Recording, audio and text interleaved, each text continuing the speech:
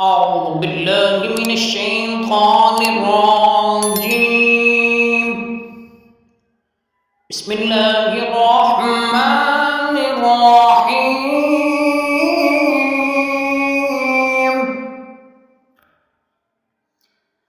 ألهاكم التكاثر حتى زرتم المقابر كلا سوف تعلمون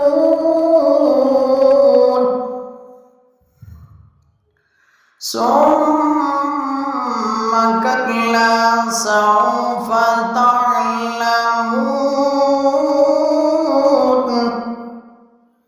كلا لو تعلمون علم اليقين لترون الجحيم ثم لترونها